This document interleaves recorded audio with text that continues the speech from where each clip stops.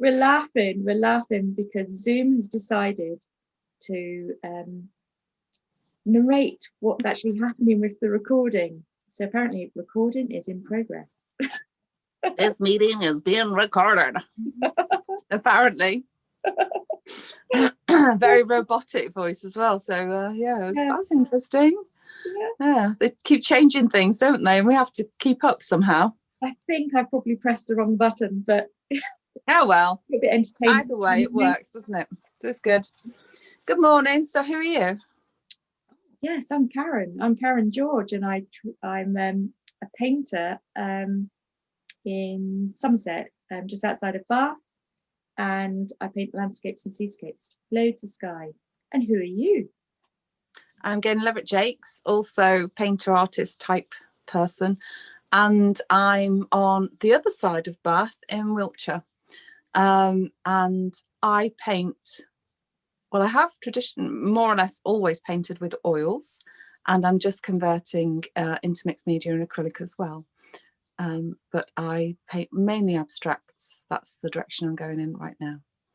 But yeah, that's who we are. And actually, we've created this Zoom call, blog, vlog, whatever you want to call it, because we recognised that so many artists want to chat about the things we talk about every week, and so we're opening it up to everybody to have a listen, eavesdrop, join in, whatever you want to do. Yeah, and if anyone listening has anything they want us to chat about, just get in touch. Yeah, you can do that either via either of our websites, Gaynor LJ Art or Karen George Art, or on Instagram. You'll find us both as well. Yeah. Nice to hear from you. Anyway, what are we chatting about today? Well, we met in real life for the first time at the weekend for over a year. What kind of 15 months, 18 months? It was so lovely. It was lovely. I mean, we were all masked up and all socially distanced and perfect and things, but wow, you're real. I know. I'd forgotten that you weren't just a face on the screen. Well, I am, but no, it was really nice, and it was really lovely that you actually met Gina for the first time. I did. Yeah, I did. Yeah, our other accountability buddy, or as apparently they say in South Park, accountability buddied, or something similar. But yeah, accountability buddy. My head. I don't watch that. yeah. It's a friend of mine keeps telling me when I say I've had my accountability call. Anyway, yes. So we chat every week, also with another artist, Gina Belford Art, and kind of track our progress in the previous week, our plans going forward, and chat about anything that we feel we need to bounce off business-wise with our partners. Yeah.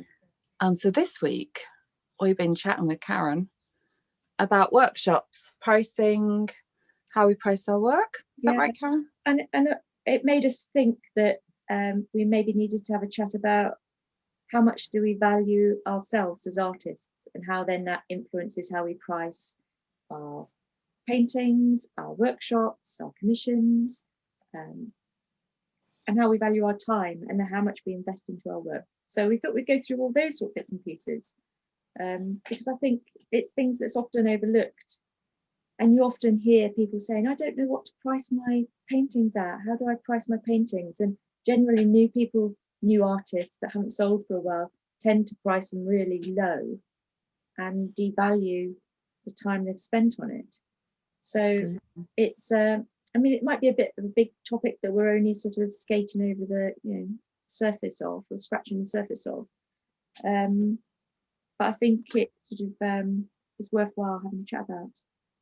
Thing is, even if we only scratch the surface, I think it invites a deeper topic for people to examine for themselves, including us. Yes, it does. Because I mean, when I was thinking about today and thinking, how much do I value my time? There was different ways that I was thinking, as an artist, I'm thinking, not necessarily as a person, but as an artist, how much do I value my time?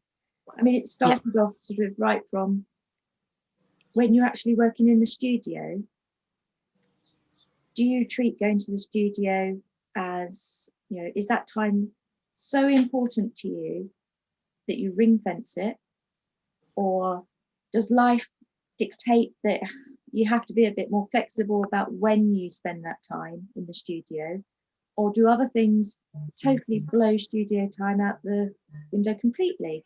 You know, so it's, if something is worthwhile, you tend to find time for it. And it's actually just making sure that you recognize that it's important to actually set the time aside. I mean, how do you play it?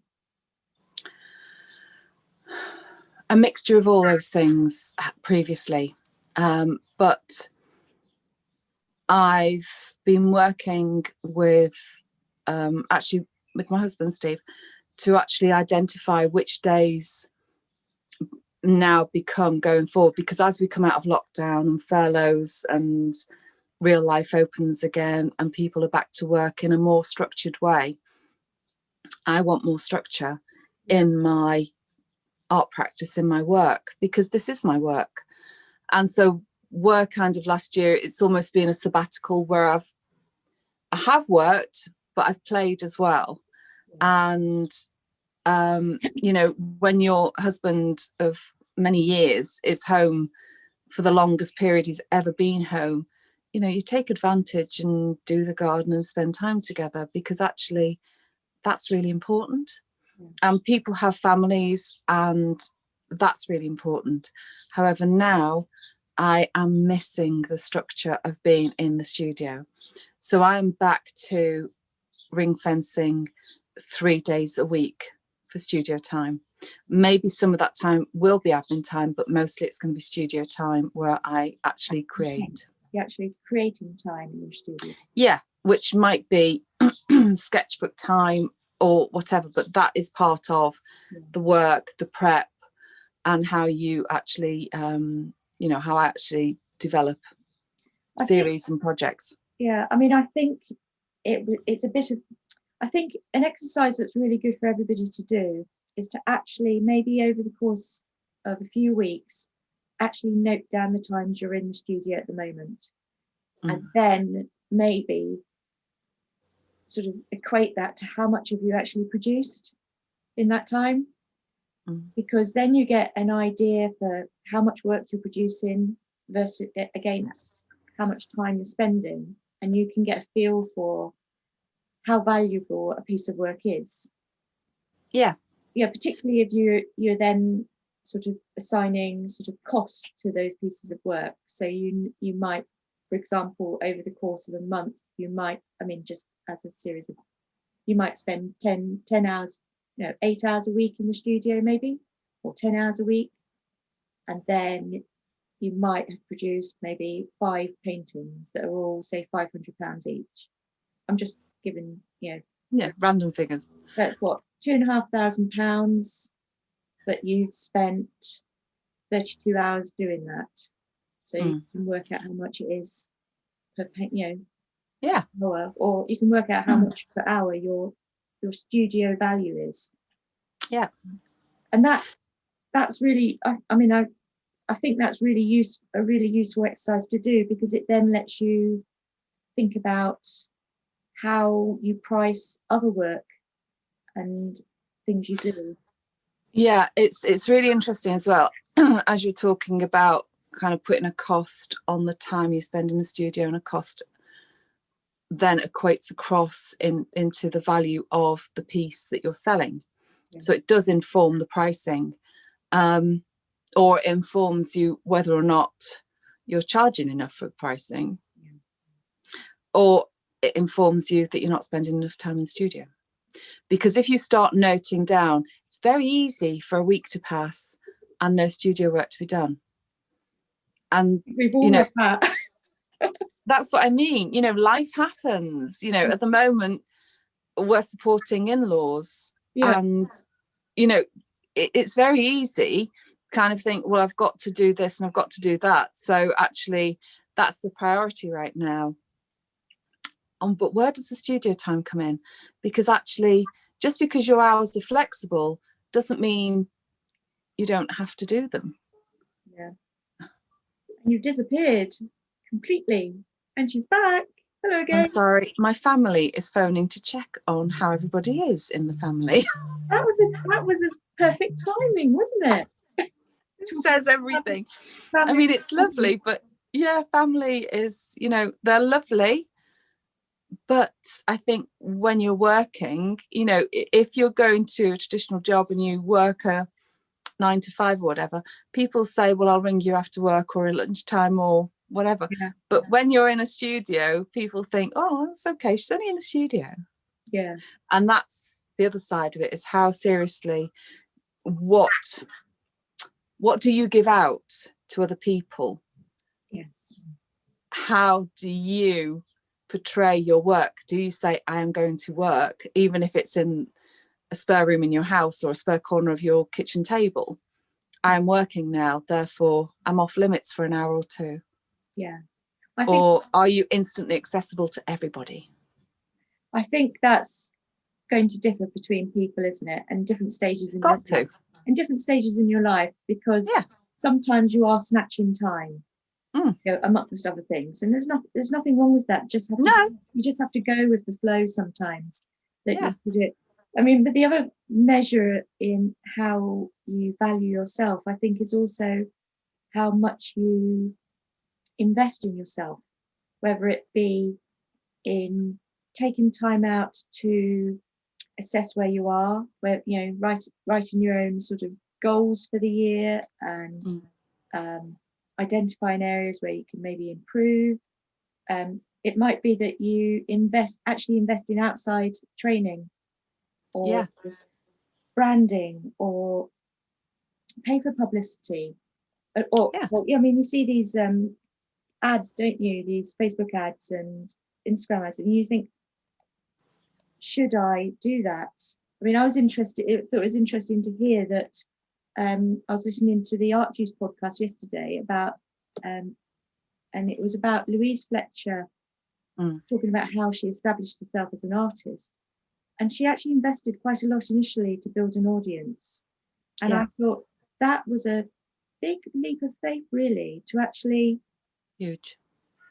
But also to value yourself enough to know that, right, this is what I'm doing, and I will invest X amount of money to develop my audience, but to have a clear goal about why you're developing your audience. There's no reason to just pay for advertising if you don't know what the end result is going to be. And you don't need to do that, but to speed things up, that's the course of action that she took. I mean, she took an informed decision almost to do that, because she'd previously invested in her other business and it was successful. And so therefore she knew that could work for her in this new venture. And so she went for it. And I absolutely, completely admire that. I don't have £20,000 to actually invest in buying publicity in that way. But I have to admit, but we can all do something. But I have to admit that if I actually had £20,000 spare to invest, I think I'd have to think very carefully about whether I would invest it in that way. But that's the beauty of when you're thinking about it as an artist. We're all different, and we will all do things differently. And so, you know, I think we've both invested in the Design Trust Planner, which has got lots of advice and things like that. It's great. The Design Trust runs numerous courses about different elements of business practice. And then you have the different membership groups that, you know, have been promoted. And I think the Alice Sheridan one, she has Connected Artists, that is on offer at the moment. And I have to say, I've been sorely tempted to actually join. I think today's the last day, so this will be too late for anybody else, but I'm sorely tempted to actually join it. But then when I was looking at the bits, I was thinking, I don't know if I've actually made use of the Design Trust thing enough yet to actually, I don't think I've given the Design Trust enough time and worked through it enough. And if I then join something else, am I going to give that enough time? So I think it's just, And also, do you count that as work time? So do you plan it into your week and think, you know, because I think that's the only way I would get value for money out of another membership or another course, is to actually structure it into my week. So I say, well, this is work time, and an hour on a Tuesday morning will be spent using that, and then I'll do studio time, admin, whatever it is. But I think just joining a membership and hoping that you absorb it all, I think now I'm appreciating that you need to structure time to actually use the membership properly, and not just, you know. And I think that I'm not in that. I don't know if I'd necessarily. I know, because I'd love to as well. There's another course as well. There's another, I'm just throwing it in because we're mentioning it and it came to me. There's an entrepreneur, I don't know quite how to describe her, but she's worked with many artists over the last few years, and I've seen her around a lot. A lady called Alexis Fedor, I think her name is, but I'll put her name in the links. But she runs business programs for artists, so how to establish yourself, how to present yourself, and what you should be looking at. So that's another, but again, it's another course or another commitment, and it's finding the value or making the most of the value of those courses, because I think there's something to glean probably from everyone. But you can't just be a serial courser.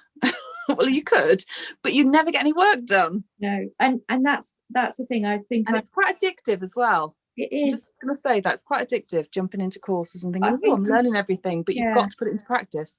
You have, and that's what I haven't done properly with. I mean, I have.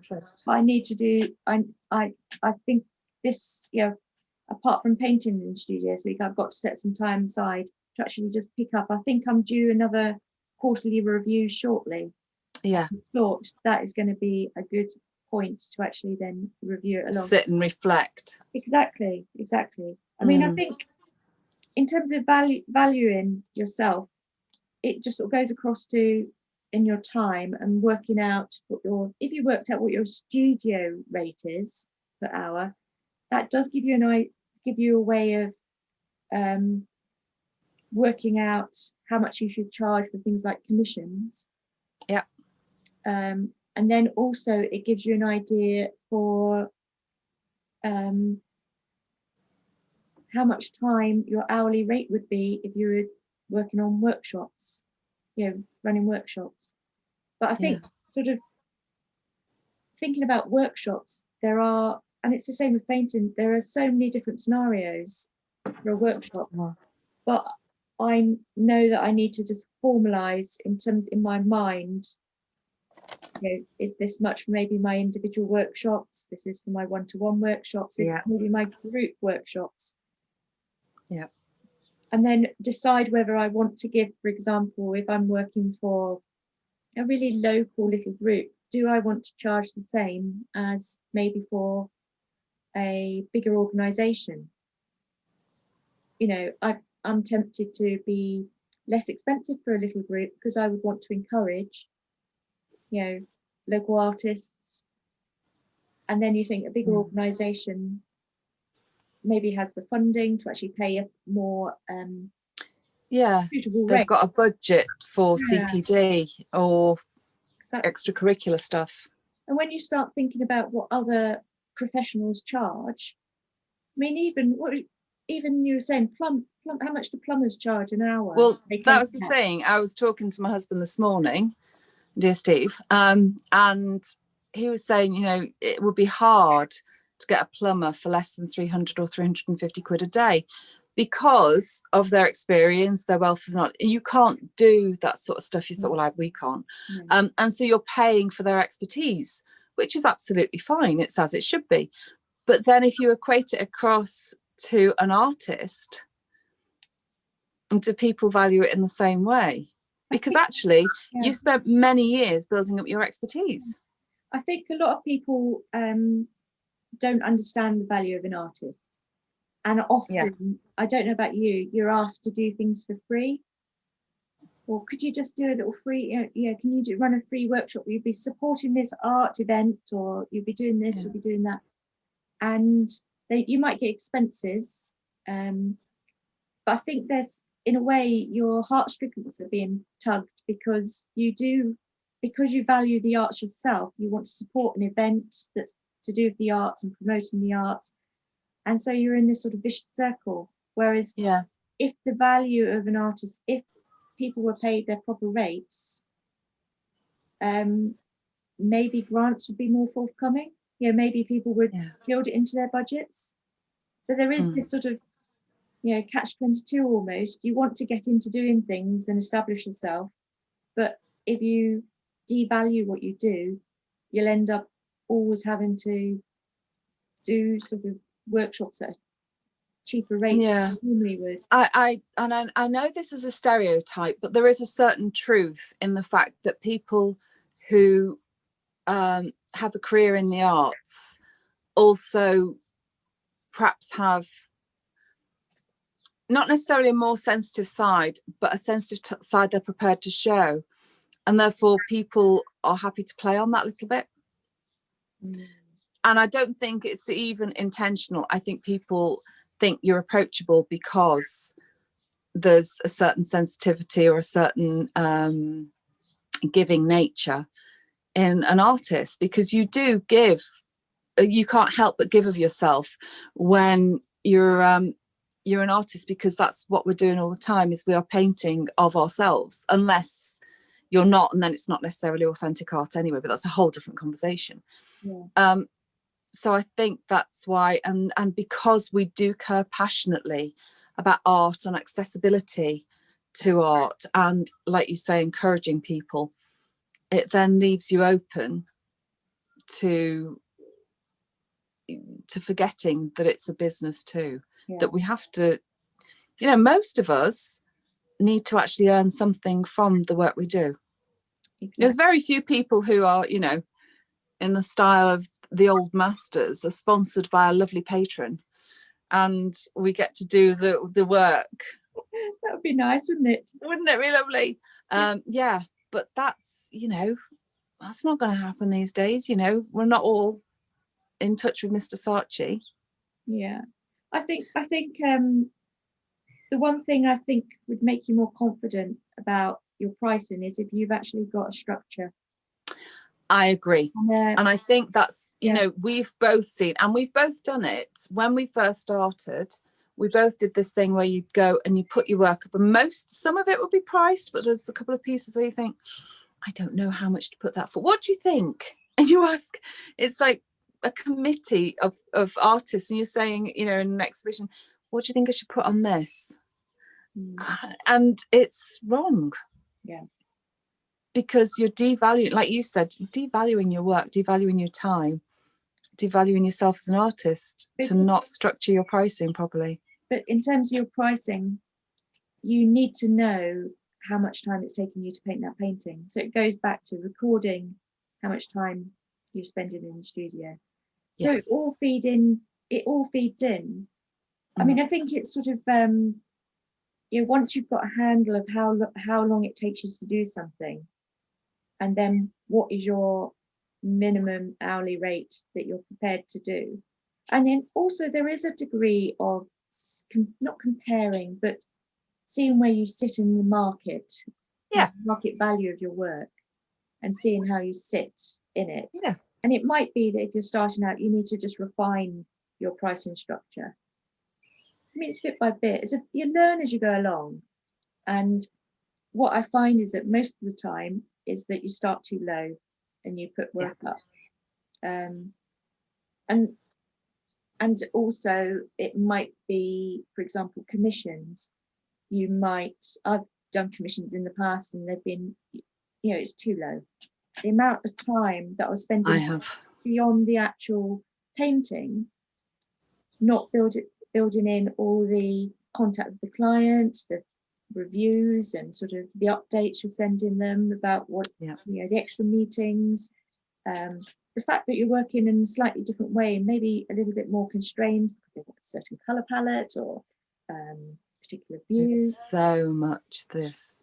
So much. Yeah. So it's things like that you have to just build into your pricing, commissions particularly, and then you'll get a feel for it. And then, but as long as, I mean, I find it, I feel a lot more confident if someone asks for a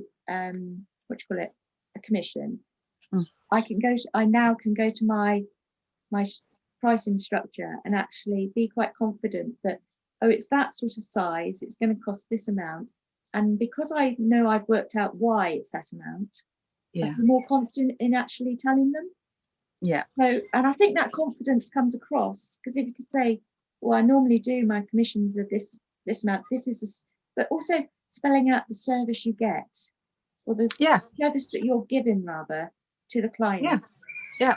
And I suppose, and actually making sure they acknowledge the value of that service. And again, it's acknowledging the value, you know. Yeah. I mean, the thing is, I think sometimes, and this has come across once or twice when I've been contacted, is that people are doing you a favour by commissioning you. Like, oh, you'll be glad of the work. Yes. In the nicest way. I mean, not every time, certainly not. Yeah. But once or twice you hear the kind of that inference in the conversation. Yeah. And you don't have to accept a commission. Sometimes if it's not a win-win, if it's not good for both of you, then it's not worth it. If it's a good proposition, you're interested in the project and you're happy to do it, and you get paid what you're happy with, and the client also appreciates what they're getting and values your work, then that's when it's a happy commission. Yeah. And that's how it should be. Mm-hmm. You know, and being clear about that. If you're dissatisfied or uncomfortable at all, then it's not going to work. It just isn't. And we only know that because we've probably done that. Yes, you know, totally. I think sometimes you have to go through these processes sometimes and learn for yourselves. Yeah. That, you know, what feels right or not. And then you live and learn. I mean, I think it's whatever you're doing is just, if something hasn't worked out, or you've priced something too cheaply or too much, just take the lesson and make a note mental note to maybe adapt what you're doing next time. I think, you know, if we just keep on learning like that, I think it just all adds to us. Yeah. Well, it adds to our value as well, because that informs another commission, and you can go in it, like you said, into it with confidence, and you know what you're doing, and that then inspires confidence in the client. But also it's a happier arrangement, you know, much happier, rather than, you know, there's nothing worse than a wishy-washy contract. You know, I mean, even though it's not a written contract, there's nothing worse than something that's, you're not quite sure if it's right or not, and is it or not. It's difficult when you're working on your own. I mean, if you haven't got like an accountability group, make friends with another artist, you know, and so that you can sort of share the I suppose the conversations that you're having in your own head. Actually sort of work through things and just get a second point of view on something. I mean, and if you do need that sort of support, all these courses are, you know, they'll all be valuable and well worth taking. I mean, that's the thing. If you don't know any artists and you're the only artist in your family or your area or your friendship group, whatever, then reach out to one of these communities and actually join it, because it will be invaluable. Whichever one suits you, it doesn't matter. But if you find a community where you can actually bounce ideas, ask questions, and have other people say, oh gosh, I did that too, and learn from me, believe me, this is, you know, I found this worked. There is nothing better. There is nothing better than going, oh, thank goodness for that, because I thought it was just me and I'm a weirdo artist. And no, actually, this happens to us all. So yeah. So we started by talking, you asked me how I structure, and the fact that I need more structure now that we're coming back into reality. What about you? Do you have set days, set hours? How do you then price the work? Because you know how many hours it takes. Well, I was working out. I did sort of a just a check recently, sort of like, am I doing it in, how many hours am I doing? And I'm probably doing between sort of 8 and 12 hours a week, sort of in the studio, but that is actually creating time, not admin. I mean, I'm doing more stuff, but it tends to be the latter part of the week that works better for me, because the first part of the week tends to be planning, publicity, accountability calls, sorting all the things around the home, just getting the shopping in after running out. What real life happens as well. What you need to feed people. I know, and that sort of thing. But I know I need to just get in a bit earlier, and I need to up my hours a bit. Yeah. But in terms of the hours, I mean, I've worked out how many paintings I've done, the value and everything. But what it has been useful in is, at the start of the year, I sort of set out a goal, a financial goal. And what has been useful is working out how many paintings at prices I need to create to meet that goal. But then also play that back to how many hours that would actually take me. And realizing actually I need to meet that goal, I know I need to up my hours or up my prices. It's just, it's maybe both. Yeah, the combination. Maybe both. Yeah. But having this ongoing check, just a ongoing review. And I think that's what the Design Trust book is quite good at, is doing this quarterly review. So I can set my goals for the next 3 months, sort of, and I do it 3 monthly, and then every month you have a different goal. But I thought that will keep you on track. But having this studio time check, I think, is a really good way of I do too. Just feeding into your planning process really helps. Yeah, I do too. So which days do you tend to studio? Shall we say? The end of the week. The end of the week. So Thursday, Friday, or Wednesday, Thursday, Friday? Wednesday, Thursday, Friday. So I tend to do, sometimes, if I'm lucky, get in on Tuesday as well. But I have to admit, the last probably month I haven't got in on a Tuesday as well. So it tends to be Tuesday, Thursday, Friday. But and then we're doing art chatter on Wednesday, and then we record this Wednesday mornings, for your knowledge. Yeah, and accountability on a Monday. So it's a fairly full, it's a fairly full week in terms of, I'm thinking about the art the whole time. Yeah.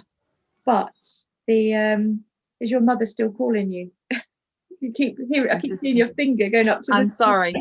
It's if a call starts coming in, it blocks your face out. Maybe I should just leave it and let it go on its own, but they sometimes last for ages. So it's weird not seeing you. Which days do you go in the studio? What have you negotiated? The midweek, Tuesday, Wednesday, Thursday, including the art chatter call and uploading that. So part of it's admin, part of it's studio time, and part of it is course. So they're my dedicated Tuesday, Wednesday, Thursday, they're my dedicated days. But there is a certain amount of flexibility. But Fridays I've tried it, and it's just such a bitty time. I can't get anything done. And Mondays, like you say, you end up catching up from different things, and real life admin as well as work admin. Yeah. So it just, Mondays, as much as I would love to say I start the week with a full, sorry, I've done it again. Yeah. With as much as I'd like to say I start the week with, gusto, and I go into the studio and I'm at 6 o'clock and it doesn't happen, and it's not realistic for me. Yeah. So if I can set aside kind of big chunks of Tuesday, Wednesday, Thursday, then I can feed in the art chatter. Actually, I always find it quite inspiring to speak to you, because I think, oh, I'm all revved up now.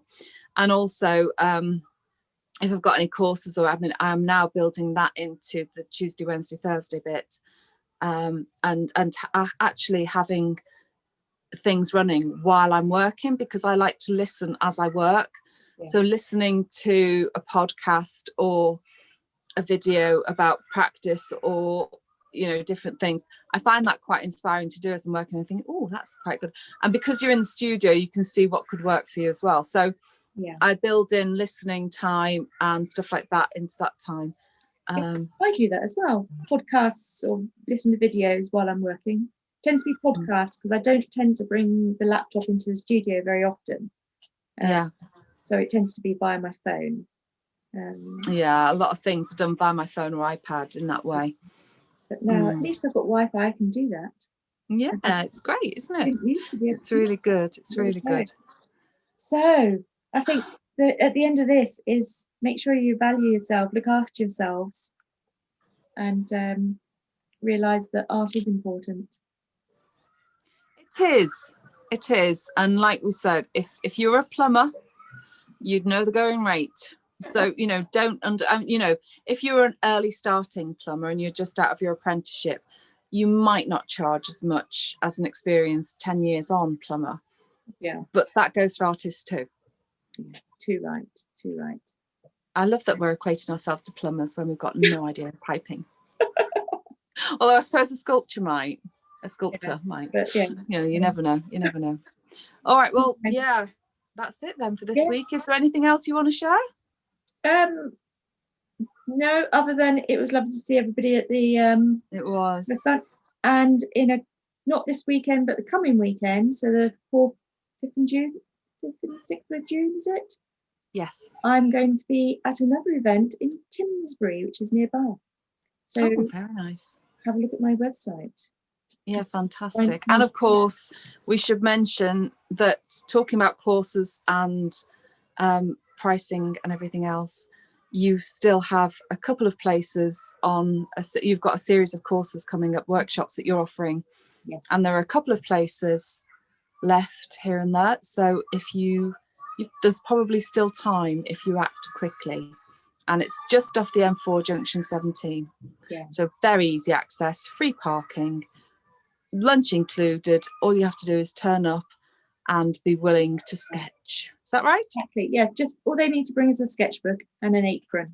So yeah, bring a penny. Yes. Thank you. Perfect. You're so tied up with things, you forget to actually promote what you're doing. I know. Yeah. It's crazy. All right. Anyway, take care of yourself. All. Yeah. And bye for now. Bye. Bye.